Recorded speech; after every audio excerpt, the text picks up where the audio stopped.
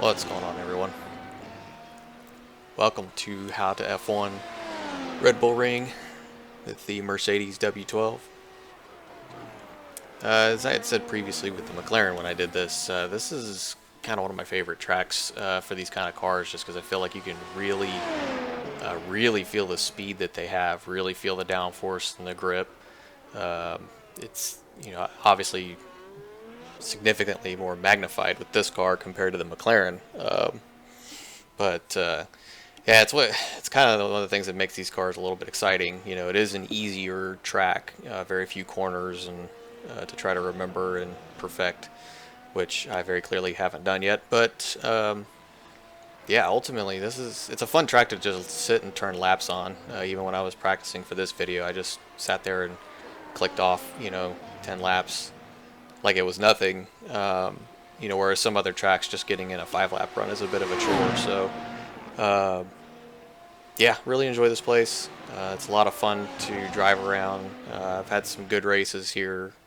Should have won a couple seasons ago, and then last season's race, I was pretty terrible.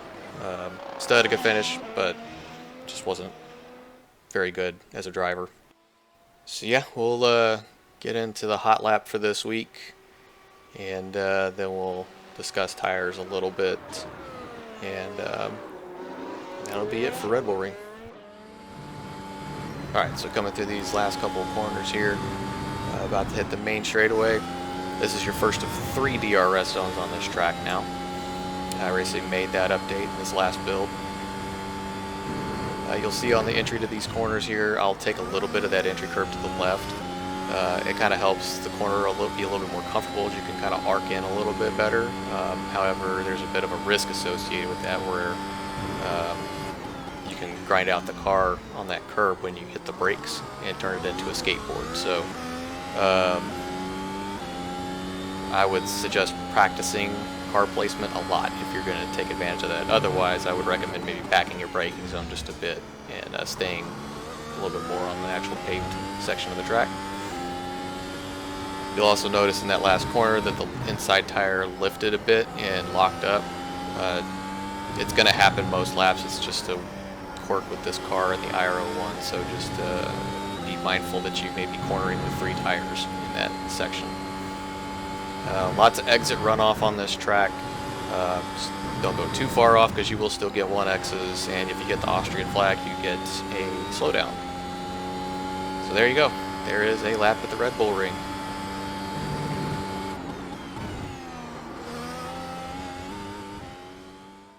Alright, so as tires go, same song, different verse. Most likely going to be medium no stop will be your safe bet. I've seen some talk about possibly doing soft no stop, just because there's so few corners at this track. And so if the track temperature is low enough and the track usage is in the right place, you can probably make a soft no stop work here. Me personally, I'm probably just going to continue running mediums.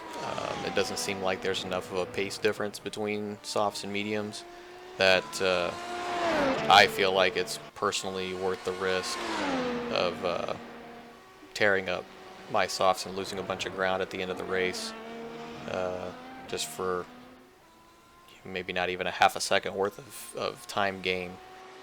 That said, the mediums will probably be the safe bet for most of us.